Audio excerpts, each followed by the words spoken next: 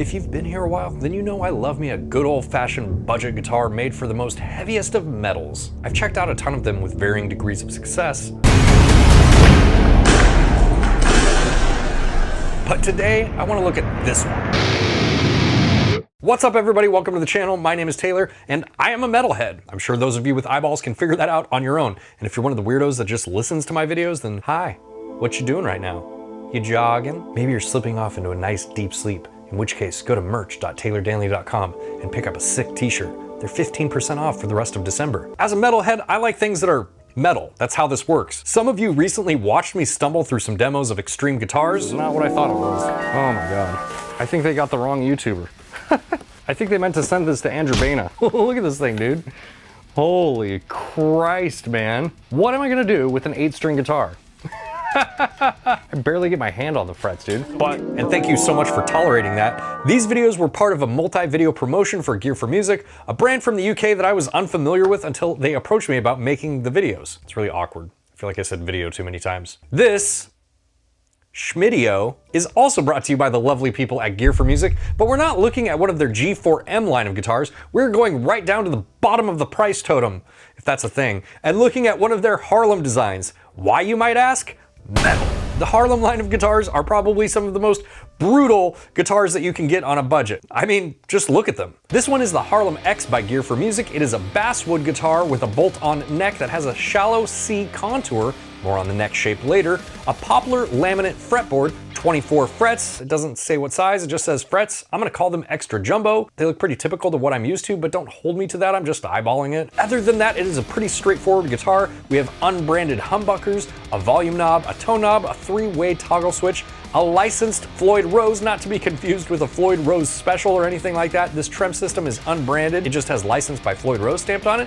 And for curiosity's sake, I do want to see if this is compatible with an actual Floyd Rose tremolo, so I will check on that in this video. And this whole package comes in at 159 pounds, or at the time of making this video, $174. And to those of you that always leave comments like, man, I wish they had this in a left-handed version, you are in luck because this particular guitar does come in a left-handed version. So there's quite a bit to talk about with this guitar, and like I said, Gear4Music is sponsoring this video. They're kind of doing it at my request though. When we originally talked, they wanted to send me guitars from the G4M line, which is like a little bit of a step up from this. If you've seen the previous videos, then you know, like spec-wise, you know, it's a step up. They're a little bit more expensive. But when I went to their website and I was looking at the house branded guitars, I mean, how do you not look at this as a metalhead and get curious about it? You know what I mean? So they did this at my request, and I've had this guitar for like a few weeks now. So this is a Gear4Music guitar, but this is their Harlem line.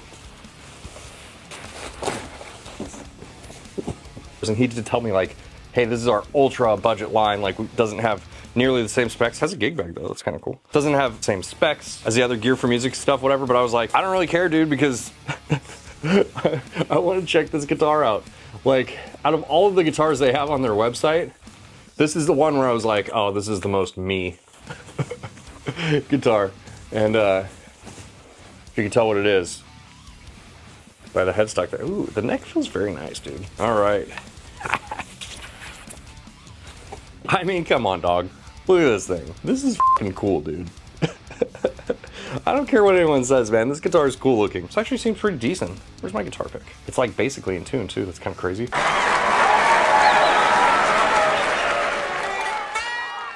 You know, this came all the way from the UK. That's kind of crazy. It's in tune. Under Floyd Rose parts tremolo, so this is like a Floyd Rose license. This is actually like, it says licensed by Floyd Rose there, but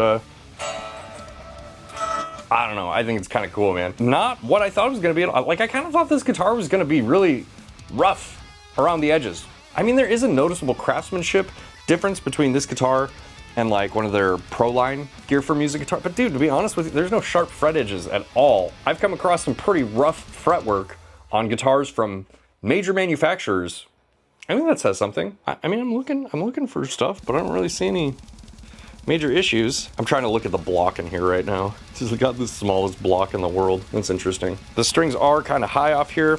I am gonna have to set this up. If this is the actual video, then let's go set it up. As usual, I'm gonna go through this process and I'm going to note any things that I find that I think are valuable for you to know along the way. Let's get into it. Okay, I've got the strings off the body. A few things that I want to mention here real quick. We are going to test out putting a Floyd Rose Special on this and see if it works. I do want to set up and test the guitar with the bridge that it came with, though. I just want to see if a Floyd Rose Special fits in here, because I'm sure there are some of you out there that are curious if this is a good modding platform. So I just want to help answer some of those questions.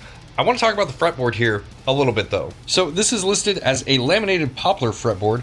Kind of an interesting fretboard here. I don't know if you can see this, but I would say it feels a little rough. Not dry, but it's just like the texture of it is quite a bit different. It's really interesting. It's like furniture or something. That's how I would describe it, as like almost like open pore furniture. I am going to grease up this fingerboard, so we'll see how much of that takes care of this, but it's not like this is an issue or anything. I just wanted to point it out while I had the strings off. The other thing I want to talk about is the fretwork. Well, I do see maybe a few little scratches. I don't know if you can see that on camera. You know, a couple little rough spots.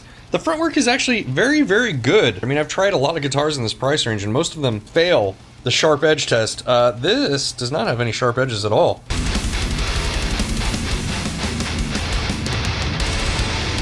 Okay, I have the entire tremolo part here. Let me go over this, answer some questions that like 3 of you have. So here's the Floyd Rose Special, and you can see when you get it in the slots in these posts that hold it up, it fits and it moves freely, but it is very, very close on the routing on this side. It doesn't seem to impede its movement on this guitar, but it is so close that it does give me pause. Now on that same subject, here are 2 blocks, and you can see that the holes are just slightly different, just ever so slightly.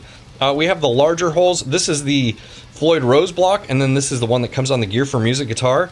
The block that comes on the Gear for Music guitar weighs next to nothing. This block came off an older Floyd Rose Special. This is just an extra that I had from removing it and replacing it with a brass block, and it weighs quite a bit more. Actually, let's just find this out, right? I literally have a scale right here at my shipping station. So, Gear for Music block, 1 ounce. Floyd Rose Special block, 2.5 ounces. Now you might be asking yourself, who cares? What does that even mean? The block weight on your Floyd Rose will affect the feel pretty dramatically, and in a lot of cases, and I'm assuming with this guitar, will affect your ability to do certain things like flutters, stuff like that. And in my opinion, I always prefer the heavier brass block.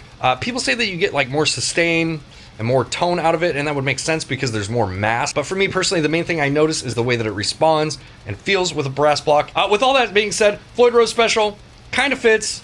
Do it at your own risk. Let's get this whole thing back together and see how it plays.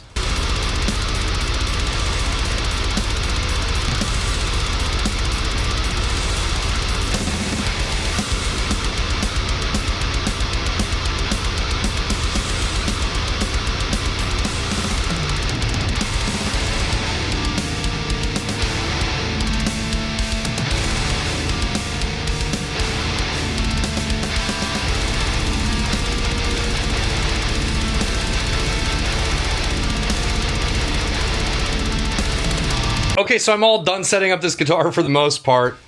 We need to talk about a few things. I did just say that, you know, I can't recommend swapping out the Floyd Rose. I think that that is probably the move. And the reason is, not just with this bridge, but with any Floyd Rose, the cheaper that you go on them, the softer the metal gets. This one actually, you know, when looking at it, fits about the same as the Special did. Floyd Rose Special, Original, or Pro, I believe those are all interchangeable. They say on their website, don't quote me. Now where this becomes an issue, and what I really have to explain going forward in this demo, is that it's very easy to over-tighten this metal. If you put too much muscle into it, you can strip the metal very easily, and that's what happened up here. Up here, I actually stripped out 2 of these locking nuts. This one is stripped out in the actual nut itself, so I can't put a locking, you know, thing here. This one I actually just stripped out the, you know, little bit that tightens down, so I was able to pull a spare one out and put that one in, but this one is actually stripped here. Threads are stripped inside the nut, so I just can't lock these 2 strings down. Partially my bad. I should have known better. I know enough about these tremolo systems to know, like, don't overdo it, you know, don't put too much muscle into it, just get it like locked down, but maybe you don't, so now you do know, okay? So full disclaimer, that's what happened there. I am editing this video right now, and I just really feel this obligation to point out all of these things because I know that some of you might be very new to this. So if you're not, and this just seems like you know, redundant information, I'm sorry, just skip forward. But for those of you that are new to Floyd Rose tremolos and might not know this stuff, I feel like there might be a few tips in here that could help you out. So one thing that I didn't mention at all is if you want to just bypass the whole Floyd Rose system, like you really like this guitar, but you don't want to deal with the Floyd Rose, there are special devices that you can buy that will lock down the tremolo. And while those are really great, they work very well. That's the way to do it if you want to do it correctly. A little hack you can do. Basically, if you pull up on the Floyd Rose here and you put a 9-volt battery underneath, that will mostly hold the Floyd Rose level. Now, it will stop it from pulling backwards due to the tension on the springs, but it will not stop it from going forward due to the tension on the strings. But if the springs are really tight and you have something in here, it doesn't have to be a 9-volt battery. They make special stuff that you can put in here to block these things out. Then your Floyd Rose will not really move and it will be more, you know, like a hardtail bridge kind of. Also, I had to go full on and load this thing up with 5 springs in here. 3 just was not cutting it. So I did put 2 extra springs that I had laying around in the back there. Let's get it plugged in, hear what it sounds like.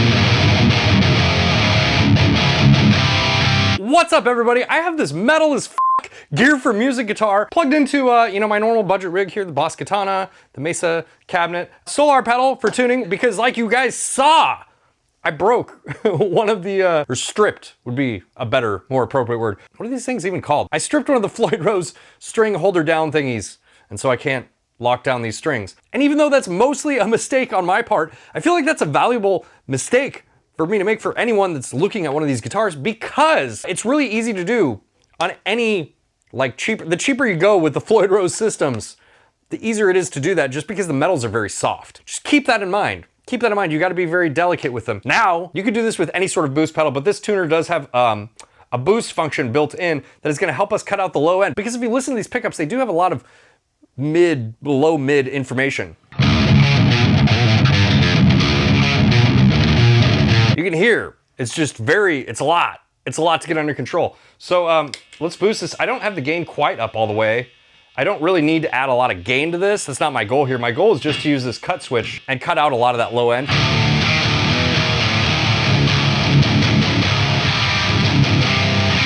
You know what? I actually need a gate though, if I'm gonna be boosting this thing. So let me get a devil pedal. I mean, this is probably what I should be doing anyways, right? There we go, much less noise.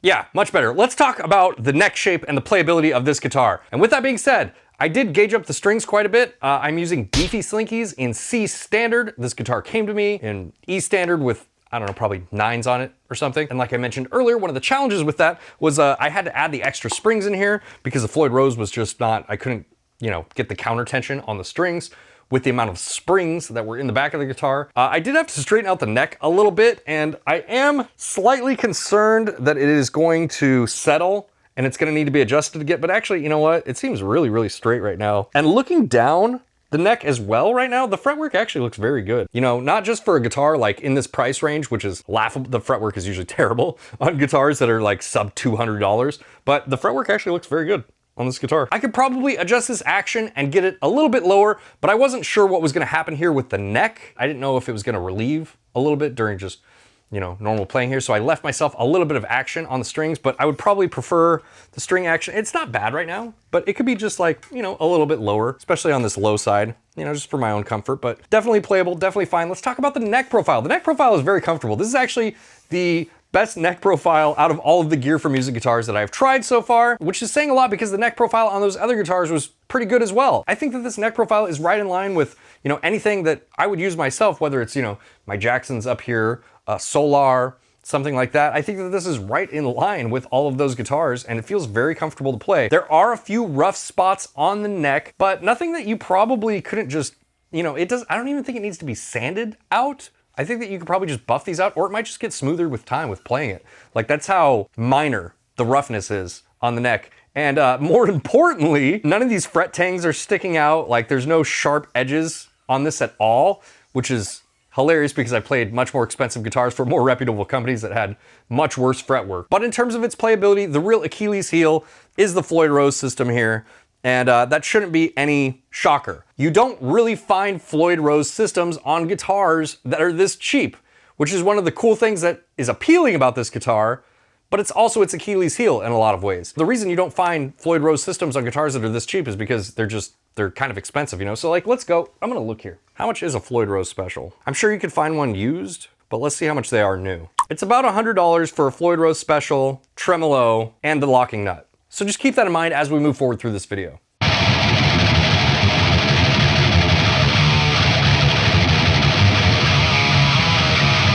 It still plays really good though, it's a lot of fun to play. Let's go to a clean channel so that way you can hear these pickups.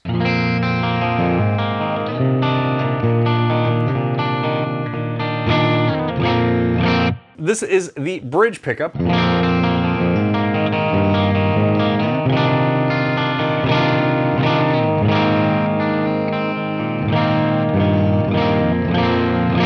These pickups actually sound really great for clean tones. All of that body and fullness in the low end that like kind of makes it muddy when we're going to Chug City actually really helps these fill out and sound very full.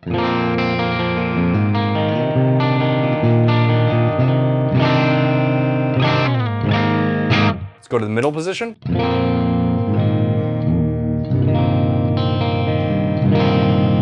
Neck.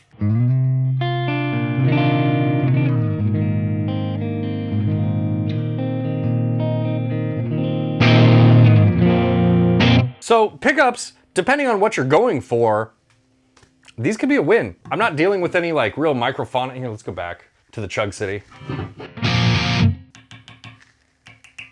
I'm not really dealing with anything that's microphonic.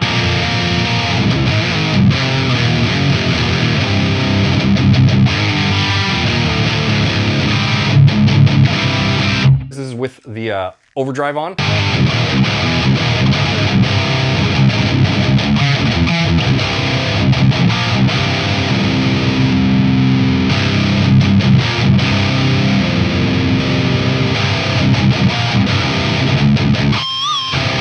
I would say that this is a personal preference thing. I would say that if you like that warm, low, mid, heavy sort of sound, then the pickups are probably gonna be fine. But if you're really into like tight metal chugs, you probably would wanna swap these out. Depending on what pickups you put in, they can get tighter. But the thing I really notice, a lot of time with lower end and stock pickups, the grain character in the distortion will sound like a little bit fuzzy. And then if you go to like higher end pickups, it tightens up. Does that bother you? Maybe it doesn't. Maybe you prefer the sound of, you know, stock pickups. That's what I'm saying. It's like totally a personal preference sort of thing. There's nothing here that's giving me pause and making me think like, oh, God, you're gonna have to swap this out because it's just terrible. It's, you know, not like that at all.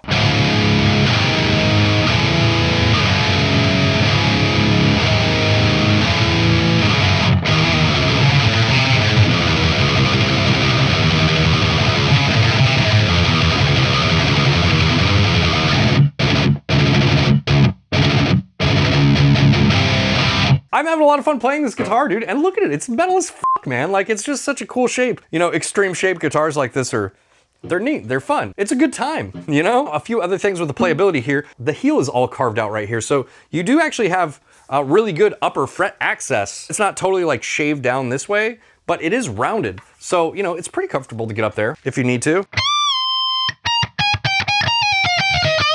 And we do have 24 frets as well. I mean, I feel like all of these are pretty positive things for a guitar that's less than $200.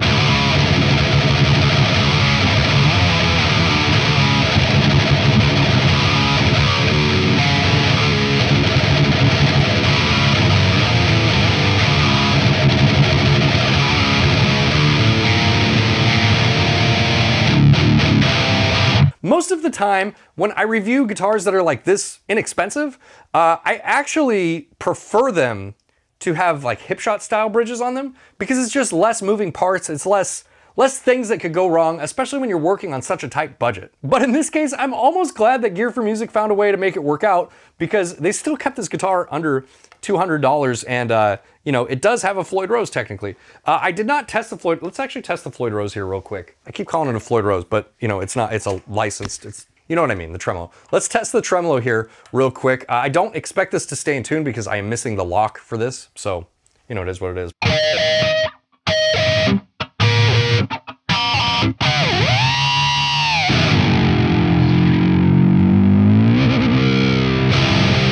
Okay, so the trem test, in honesty, better than I thought it would. Like, you can't get quite a full flutter out of it, but it actually responded a lot better than I thought it would with that smaller, lighter block. Okay, so to wrap this whole thing up, if you like the bones of the guitar, I think the bones of the guitar are really good.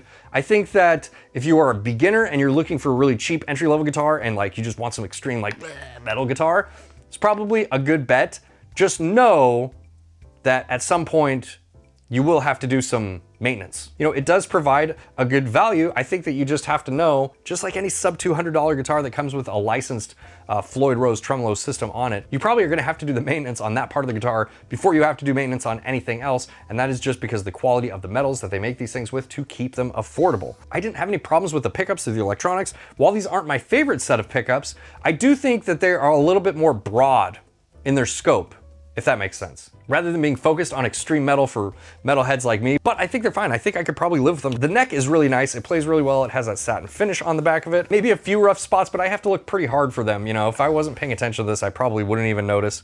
You know, I like that the heel's carved right here to give you this upper fret access. I like that it's 24 frets. You know, all these are pretty positive things in my experience. Actually, I might keep this thing around, man. I think it's a pretty cool looking guitar. Let me know what you guys think about that in the comments. All right, shout out to Gear for Music for sponsoring this video. Shout out to you for being here with me. If you like this video, make sure to hit the like button, consider subscribing. If you really like what I do here on the channel, you can be super OP and join these lovely people over here on Patreon, and I will see you guys in the next video.